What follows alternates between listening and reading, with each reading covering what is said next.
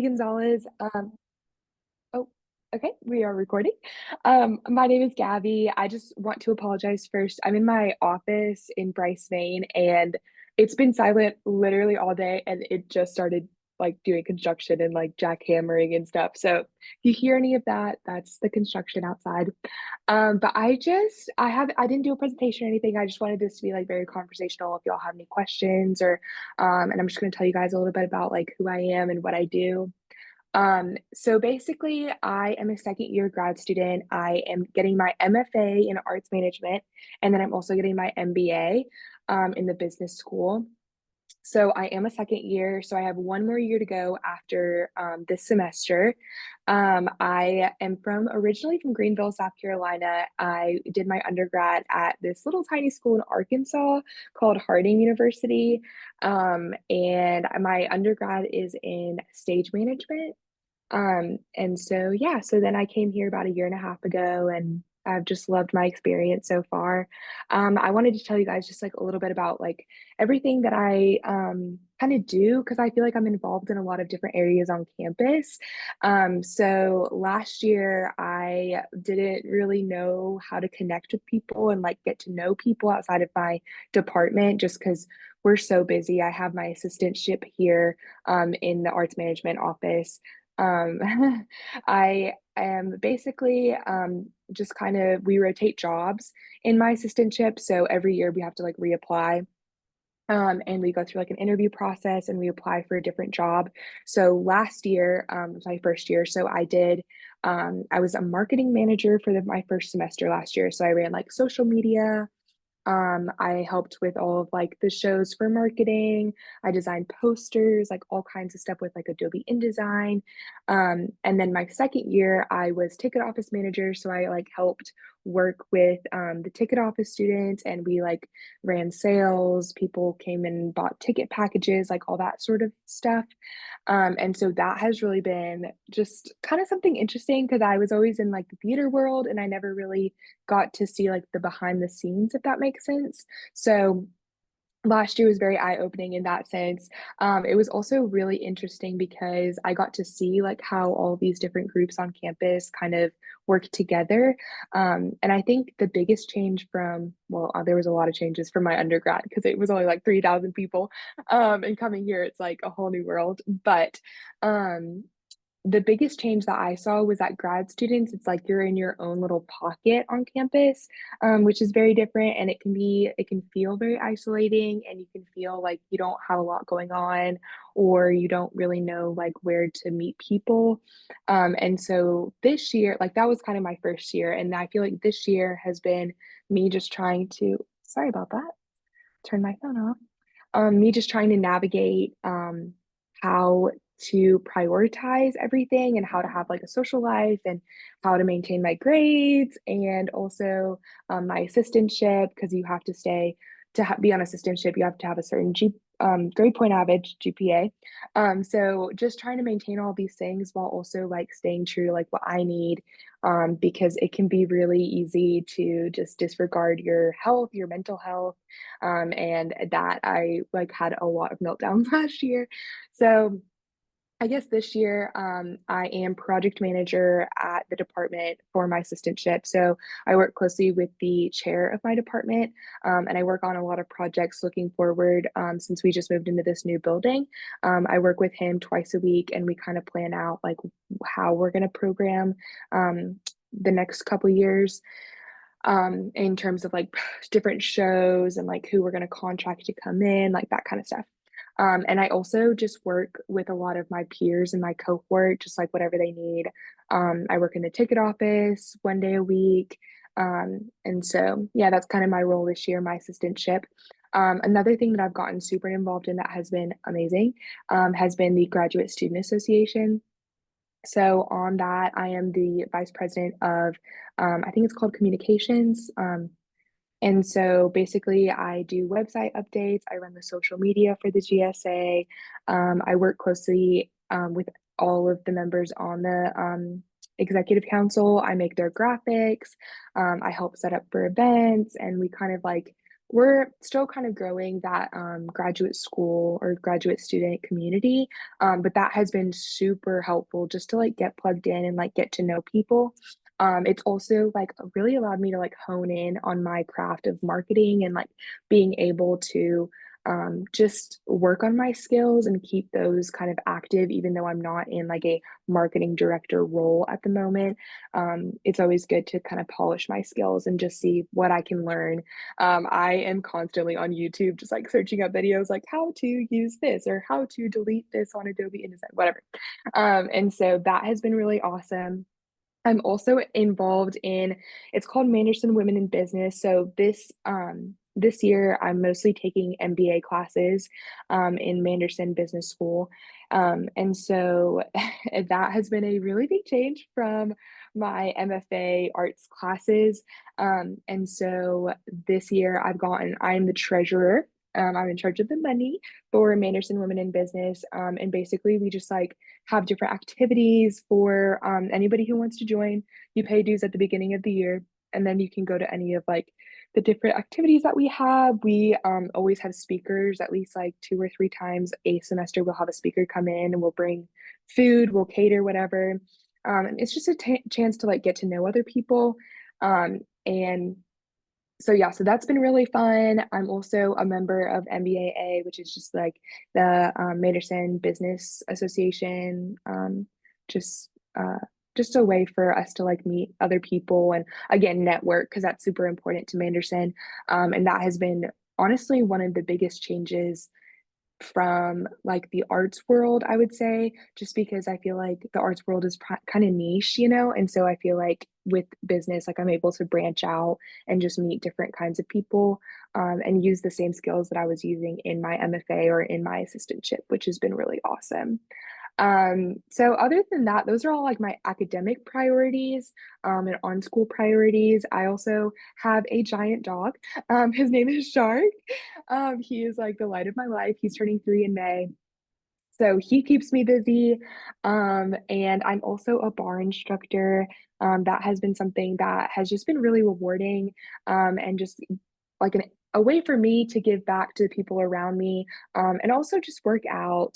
Oh, okay. So bar, bar is like a mix of Pilates and ballet and yoga, and you mix it all together, and it's a 45-minute workout, and you use like different we call them props, but you can use weights or a circle band or whatever you might need that day or yoga mat. And you practice like just weightlifting, you do squats, burpees, like all these different kinds of motions just to build strength and get a little cardio in. I used to dance growing up all through high school. And so when I went to college, like it was such a big change of like dancing like pretty much 7 days a week and then sitting in class now and like not being able to like move my body in those same ways. And so I kind of hit a slump in undergrad where I couldn't find like my place. And so that was something that was really important to me when I came to grad school, was to find my people, my way to move, time for me and like my mental health and my physical health. And so I've been able to find that through bar, which has been awesome. And so I get to make a little extra money on the side, which is nice. Um, so yeah, so those are just some things that like outside of school. I'm a Christian. I go to a church here in town, and so that has been something where I can have other friends that aren't necessarily in my same like cohort or necessarily doing the same things on a day-to-day basis. And so that is really important to me. But all of that to say, as you can see, my life is very busy. And so it is very easy for me to feel overwhelmed and like feel like I'm doing too much or I'm not giving enough of myself to certain areas. And like, I didn't even begin to mention like me having a boyfriend or like having friends that have nothing to do with church or school or any of these other like things that I'm involved in. And so being able to prioritize like my mental health and my friendships, my relationships, like even just a phone call with my mom, like so I will say that my biggest, I guess, everyone always makes fun of me for this, but I will say it's like my biggest flex, I guess you might say, is that I use my Microsoft Outlook calendar for everything. I will put like the most random things. Like if I'm going out to dinner with my boyfriend, I'll put date night on the calendar. Or if I have like to walk my dog at a certain time because like his feeding schedule is off, I have that on my calendar. But then I also have like all my classes individualized by like MIS is at this time and OM is at this time. So like I have everything organized, I have everything color coded, I have different calendars, I have all of my meetings for GSA, for Gain, for MWIB, like they're all on my calendar. I share events with other people. If I know I'm doing something with my friend Caroline, like I'll send her a little Microsoft Outlook little reminder. Just so I try to keep it fun and playful and I'll like name them certain things, but it just keeps my mind right. And like I know when I'm doing a certain thing or whatever. And so because it's very easy for me to like say, oh yeah, I'm gonna go do that. And then 24 to 48 hours later, I completely forgot that I said that I was gonna go eat lunch with this person at this place, you know? So I feel like that has been the biggest like game changer for me when I came to grad school. Because in undergrad, like I didn't have that many things going on and everything was just in one place and it was all fine and dandy. I could walk from one end of the campus to the other and it'd be fine. But now that I'm here and I'm involved in it's a blessing and it's amazing and I love it being involved in so many different aspects. It does make life a little bit more complicated. And so I encourage people like to find a way to get organized that works for you and your needs. Like I know some of my friends write everything down. And so they have notebooks where they just write things down and like that helps them. But I like to have it with me all the time. So I just plug it into my phone. So that's been one of like the biggest blessings. I will also say, I even said this the other day when I did the Instagram takeover. Um, I, for a long time, didn't prioritize my mental health. And so I just continued like going to class, going to school, pouring into all of these different things and not letting anything pour into me. And so I would say that one of the biggest things that I've done my second year of grad school is making sure that I am seeing a therapist, I'm talking with my friends and family, I'm not shutting people out, and just having that core group of community just to like have a little check in, like, hey, like I saw that you're not doing so good this week. And I'm like, oh my gosh, yeah, you're so right. Here's what's going on. And even if like they can't even do anything, it's just like letting out all these frustrations or like just things that are on your mind. It's better to let them out than to keep them all like bundled up inside because then you will explode. I would know from personal experience. And so that has been another like big game changer for me. I think like mentally, now that I know what I need in my schedule, I write it down, I put it, or I don't write it down, I put it in my phone and I have it like alert me. And then I make sure that I like put intentional time to spend with people or my therapist or whoever. Even if it's just like calling my mom on the way to work or whatever, on the way back to the office in between classes, like just having that moment of talking it out, letting it out, processing what's going on in your day, I think is super important. And that kind of leads into my last one that's just like physical health. I grew up dancing and that was great in a lot of ways and I think in a lot of ways it was really hard too because there's a lot of like expectations that come from ballet dancers and I don't know I mean who all is on here but coming from that arts background it's very different it's very competitive and so I found that I was lost for a lot of undergrad and so being able to like find a type of movement that allowed me to like feel physically good and also like mentally is super important. And I don't know, that's just like really helped me a lot. I know that sounds like so cheesy. Everyone's like, you gotta work out. Like when you work out, you feel good, whatever. But like it does, it really helps. And so I just, or even just going on a walk, like it's kind of nice. The river walk is right down here in Tuscaloosa, which is super nice. And sometimes I'll just take my dog when it's not freezing outside. I'll take my dog out and we'll just go on a walk and listen to a podcast or call my mom or call a friend or whatever, just getting that exercise, getting that vitamin D, super important. I can't wait for the sunshine to come back out, and it not be cold, literally. So yeah, so those are just like a few of the things that I do to like get myself out of the rut of grad school and also just prioritizing like what I need in terms of like MBA, MFA, all of these clubs, organizations, family stuff, whatever. Because it can get pretty rough out there if you don't prioritize. I just talked for a hot minute. Does anybody have any questions or like things that uh okay, why did you said okay, so one of the biggest like I feel like flexes from the question was why did I decide to do my dual degree? Um, so one of the reasons that I chose Alabama, I actually in undergrad was a McNair scholar.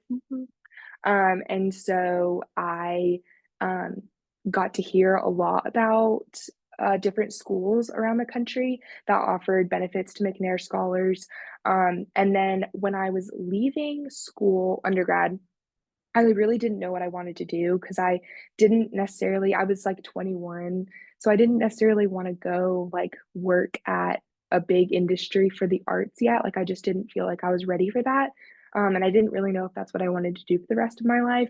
So I started applying to different grad schools, and the University of Alabama is one of the only grad schools in the country that offers the MFA, and it is absolutely the only one that offers the dual degree, MFA, MBA, without having to spend extra time at the university. So, normally the MFA degree of arts management is a 3 year program, but in this 3 years at UA, I'm getting MFA and MBA. Um, and I guess I never thought of myself as like an MBA girly before now, and I think that was like one of the biggest things that drew me into this program was that when I spoke to the chair of the department, his name is Dom Yeager, he really emphasized the fact that like it is possible for anybody to do it. Like if you really are a hard worker and you put the effort in, like this dream that you have can become a reality. And I think that was like one of the biggest problems that I saw in myself was like, I'm not good at math, I can't do an MBA. They're like, you can. You just need the right tutors, the right tools, TAs. Like, you need to lean on your community. And so that was like a game changer for me. And that was really awesome to like come in and like, I haven't done math since high school. And I was like, okay, yeah, I'm going to get my MBA. What? Okay. So I don't know. I just feel like Manderson is very open to helping people. And I'm constantly meeting with my TAs and like working with other people. It sounds hard, but really like they make it not easy, but they make it like possible for you. Um, how do you practice saying no to things? Okay, so this is a good question. How do you practice saying no to things if they don't fit into your schedule? I am like the worst at, well, I've gotten better, but like last year, I would just say yes to everything. I would be like, oh, yes, you need somebody to do this. You need somebody to do this. I can do it. I can do it. I can do it. No, but no, don't do that. You're going to burn yourself out. You're going to be exhausted. You're going to resent your job. And like, it's not worth it at that point. And so I think this year I've really prioritized going back to my calendar. I know it sounds dumb. If I have like too many things going on in a day, like I just have to say no to another project. And in that same token, if it's like saying no to a job, I work closely with an organization on campus called DA. And so I sometimes will like stage manage for them or I'll help them backstage. And that has been such a blessing because it fuels a piece of my heart. But I had the opportunity to help them with a project coming up in a couple weeks in February. And I was like super excited about it. And then my boyfriend got us tickets to go fly down to Texas to meet his brother and his family because they got engaged and it was a whole thing. But so that was kind of like a what do I do in this situation? But in this moment, like it was hard for me to say no to all these sweet girls that I wanted to like see perform and do all these amazing things. But at the end of the day, like I had to prioritize, well, like what does my future need and like what do I want to do that weekend, if that makes sense. And like I don't know. I just kind of have to think to the future at certain points in my life. And like, it's not always fun and you're not always going to want to do it, but like, you have to figure out what is the most important thing to you at that moment. And just go with that because you don't want to look back in like 5 years and be like, oh, I should have done this or I should have done that. Because our life is too short to be doing that. And I know that sounded so cheesy coming out of my mouth just now. Sorry, forgive me, everyone.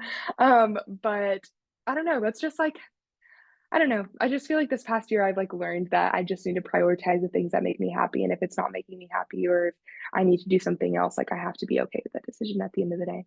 So long-winded answer. You have to be strong. Okay, so what does my graduate assistantship cover? Okay, so oh, you're welcome, Kelsey. Love you. My graduate assistant is actually just amazing. I get a stipend each month, and with that stipend, I can use it on like I use mine on housing mostly. And so you can use that whenever it just goes to your bank account. And then you also get healthcare, which is crazy. Um, this year they implemented a new healthcare system, and it's Blue Cross Blue Shield. So I pay a little extra each month, and I get what is it, dental and eye exam, eye doctors. I don't know why I did that. And vision. I don't know why I couldn't think of that word. Okay, anyway, I'm silly. Yeah, so dental and vision, and that has been a game changer, let me tell you, because these chompers need to go to the dentist. And I have terrible eyesight, so that's been awesome. Lastly, it covers my tuition. So it doesn't cover any like books or extra things. So like for the MBA, we have to pay like a certain amount out of pocket for like certain trips or whatever. So yeah, so it covers my tuition. I'm out of state, so it covers my out of state tuition, which is super awesome. I know a lot of schools do not do that, especially for grad school. Like it is so hard to get funding. And so the fact that UA like covers your tuition and gives you a stipend and gives you health insurance like, is just actually crazy. And so I looked at a lot of schools before I came here, and this is the only school that offered this many benefits. And you get 2 degrees, which is just crazy. And I'm not even paying for them, but whatever. It's awesome. Yeah. Does anybody have any more questions? I feel like I could talk about, I feel like such a nerd when or like an old person when I'm like talking about all these healthcare benefits, like I'm a sales rep or something, but it's good. Um, but yeah, anyway, what's some advice that you would, okay, this is a good question. What's some advice you would give to someone that's in the process of choosing what to get their master's in? I would definitely say to research the poop out of like what you are interested in, because I had no idea that a master's of fine arts in arts management was even a thing. And to be completely honest with you, when I came to this program, it is not at all what I thought it was going to be, which is a blessing in disguise. I had no idea. But I've learned so much about so many different things, but I didn't know that this was even a program. To begin with, I started out as a theater nerd behind the scenes wearing all black. And so I would say research. I would also say I feel like when you start your master's, you're kind of at an age where you're growing up a little bit. So I would say like go to a city or like find a school that is in a city or near a city that you maybe are interested in, that you don't hate. Because I have a lot of friends from undergrad that went to grad school in like the middle of nowhere and absolutely despised like where they ended up. And so that was hard too, because I came to Tuscaloosa like one time, but I mean, Tuscaloosa is the place to be because you're so close to so many different cities. You're close to Nashville, you're close to Atlanta, you're close to Florida. And so that wasn't a problem for me, but it might be for others. I would also say, like, make sure, like, when you're getting your master's, make sure you know what you're getting into. Because we master's programs like, oh, I'm getting my master's, like it kind of doesn't sound as hard as a PhD. But it is like this is going to be your life for however many years. Like it's not going to be easy. And you're kind of giving up like normalcy, if that makes sense, especially if maybe if you've been in the workforce and you're going back to school, like that transition is so hard. And so like being able to understand like what what you are getting yourself into is super important. Just because it's 3 years of your life. But in the same token, like 3 years of your life and then you're done and you get to have this amazing degree and do so many amazing things. So I would just say, like, know what you're getting yourself into. Like, is this something you want to study for 3 years? Is this something you want to pour yourself into? Because in undergrad, I feel like you're doing a lot of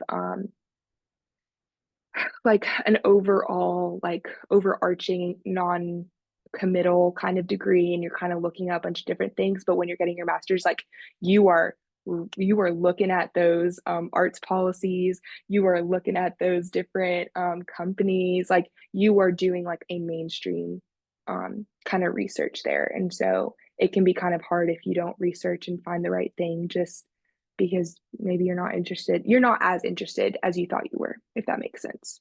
Hope that answered your question. I don't know if it did. But yeah. Okay, next question. Hi, Gabby. I have been recently accepted to the University of Alabama for fall 2025. Yay, roll tide. How long does it take to receive an assistantship offer? Yeah. So it kind of depends. Oh, go ahead. Huh? I was Oh no, going to what were you gonna say? clarify before you start that it varies by program. So if you want to share your experience, and then I'll kind of Yeah. explain the other Yeah, program. I was actually going to say that it kind of varies. I have a couple of friends in the history department that theirs worked very differently. But I will say for mine, I had to come and interview. I interviewed in October, um, before I got accepted, and then I got accepted like in January, I think, February, and then I didn't get my actual contract for my assistantship until probably July, which sounds really late. They were just trying to give us a raise. And so that's why it took so long. So I would say anywhere from like January to July, when we started in August, I had verbal confirmation that I had gotten the assistantship. I just hadn't received my contract until July, which I would say, like, well, you can go ahead with the verbal confirmation, but sometimes stuff like that will fall through the cracks. So I would always just make sure, don't bet on having something until you have the contract, if that makes sense. That is the biggest thing that I've learned. Have everything in writing, make sure you have the contract, make sure you sign it. But yeah, so I guess I don't know if that really helps your situation, but I would definitely reach out to the chair of your department and just see, just like get a little check in. I was really annoying to Dom when I was coming in because I literally once a month, maybe more than that, every 2 weeks, I was like, hey, when am I gonna know? Hey, when am I gonna know? And he was like, it's okay. So just be annoying about it. It's okay. It's their job. Just to Um, clarify, I wanted to add that not every program awards funding to all of their admitted students. Some programs only admit students that they have funding for, and a lot of programs, especially master's programs, they will admit, 50 students that year, but they only have funding slots for, say, 20. Um, and that's because a lot of students will still come and pay for a master's degree without funding, or maybe they'll come and pay for a master's degree their first semester, hoping that funding will open up that second semester. So just because you have been admitted, it does not guarantee that you receive funding, and that's, unfortunate. But I will say, some programs also you have to apply separately for funding, or, they may encourage you to apply for funding outside of your department. And that's where you will go onto the student jobs board, and I'll drop a link in the chat to where you can find that, to where you can apply for assistantships outside of your academic department, whether that be, say, in like housing residence life, even within the graduate school office. We're not your academic department is actually in your college. So if you're in an engineering program, you're in the College of Engineering. The graduate school, we are kind of the administrative arm for graduate programs. But it's a little confusing if unless until you get here, and still then it may be confusing. But we also have graduate assistants in the graduate school office. So those are also a lot of times we post those on the website that you can apply to, and you can even apply to assistantships, in another college if you fit the requirements for that, if it's posted. So I would definitely reach out to your program director, like Gabby said, or maybe even the chair of your department. It kind of just depends on who does what, to ask them, what is the funding process for your program or even your college, because it really does depend by program how they do that. Um, and it may be that your funding's coming, they're just, figuring that out, what it kind of like Gabby, they're maybe trying to get you a raise before they offer you. But definitely if you're a master's student, um, chances are there's probably not guaranteed funding for your program. It's a matter of what the program does. So definitely the sooner you reach out, the better. Yeah, and I will say too, like, on that, the business school always has assistantships. Like, even at like semester, they'll open it up, and it's open up to like the whole school, if you meet the requirements. And they always have those, and they'll get those emails out, usually to like a bunch of students, and you can send them out to your friends and stuff. So I think there's a lot of opportunities to make money, even if it's not like a full tuition stipend. But yeah, And I will yeah, that, also say too yeah, that a lot of times on those s- positions that are posted on the student jobs board, they only have to post them for a minimum of a week. Some will post them for 2 or 3 weeks. Some will just post them for that week. So if you're not reminding yourself to go and check every week, you're going to miss out.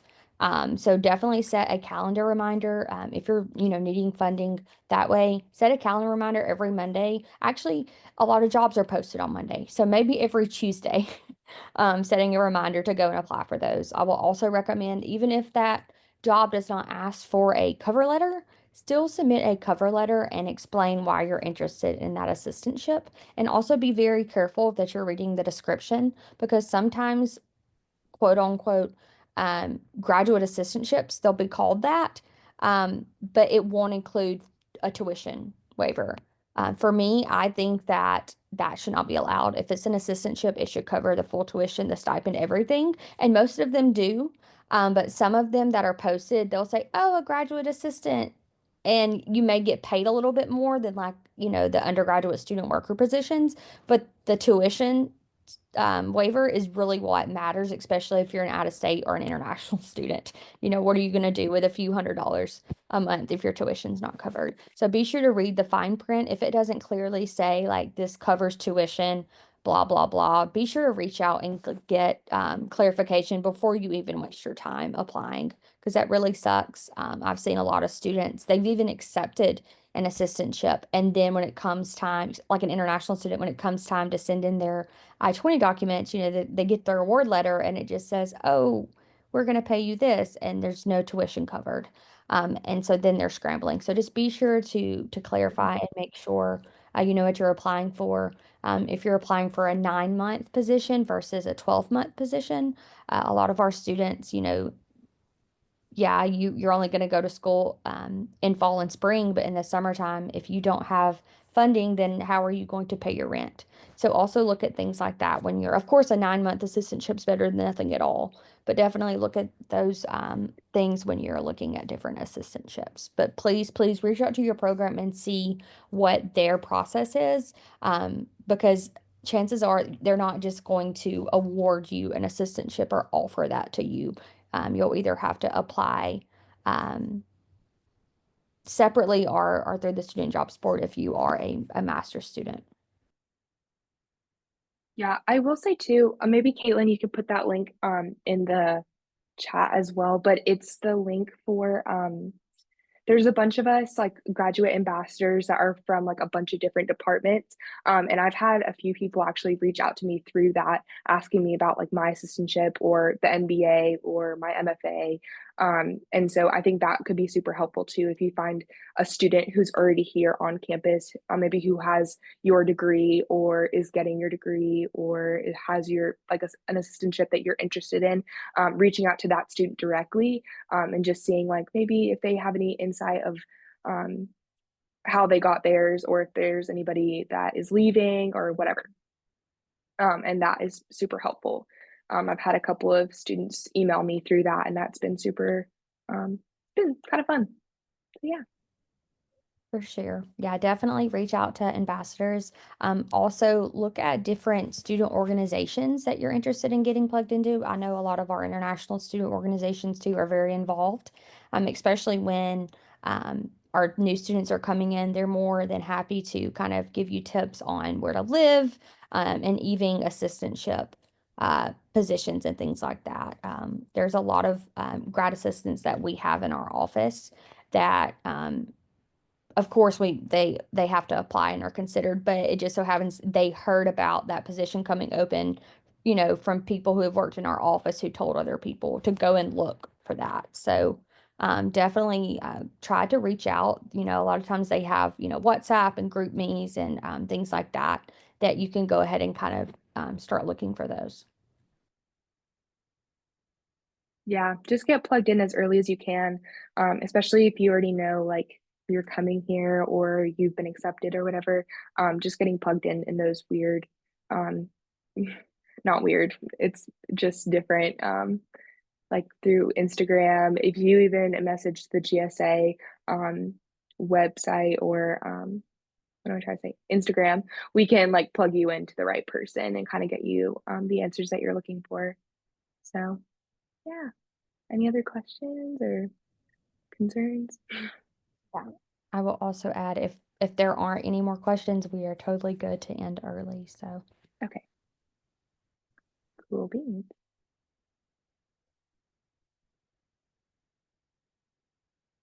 we'll wait like one Okay. more minute in case someone Okay. has, they're typing out a question. But if not, thank you so much, Gabby. This was great. Uh, Yeah. we're going to put this recording on YouTube, so we'll forever live and where your mom can watch it. So Oh, thank goodness. shout out to My mom mom. was sad she could not be here. Too funny. Well, we will go ahead and end this session. Feel free to reach out to us if you guys Oh, have any questions. Oh, someone said, hold on, please. oh, oh, Hey, that question. Okay.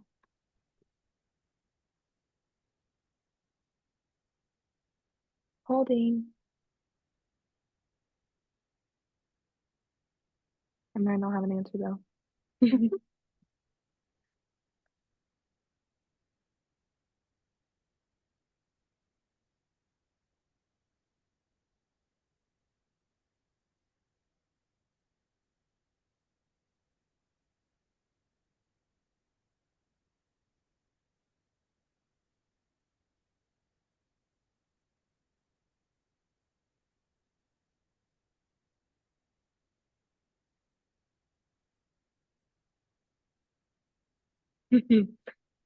Um, I don't know. I think that the anticipation is like the worst because I the question was what's the hardest part about waiting for an acceptance letter?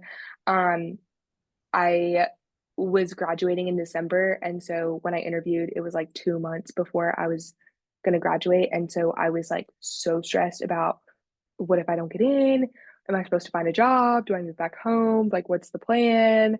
So I think that was the hardest part of like not knowing what's coming next. Because obviously, as you guys can see, I'm a planner. I live by my calendar, my little day to day. So I think that was probably the hardest part. I It's also funny now because like everything is electronic. So I got an email before I actually got the letter. So I think that was like kind of rewarding too. Okay, I will be studying a master's in journalism and media studies with a sports media concentration. I've tried looking out for current students but found none. Any help with this, please? Um, I don't know anybody in journalism and media. I Caitlin, do you know will, anybody? yes, I will say either if you will email me, I'm going to put my email there. If you will email me, I will be happy to um, introduce you either to a current student or to someone over in CNIS who can introduce you to a current student. I will also say that CNIS, they're a pretty, I guess, tight group over there. Communications, whether you're journalism or advertising and public relations, a lot of the classes can overlap. So if there's someone in who's an ambassador who is that you see on our website that is in advertising and public relations or communication studies, they would also be a great resource, especially if you're looking for assistantships. So I don't think we have, like you said, I don't think we have a grad ambassador for journalism and media studies, but I know we have one for comm studies, I'm pretty sure, but our APR. So be sure to look and reach out to those. And if you can't, please email me and I'll be happy to connect you. Yeah, and I will say too, I know there's a couple of people in my MBA program that were undergrads in communications, and there's a lot of crossover with that. So if you can't find any funding through that, maybe look at Manderson as well when they start uploading their assistantships, because there's a lot of crossover there too with like marketing and stuff. I don't know if you have any interest in that, but if you do, that would be a good place to start as well. So, yeah.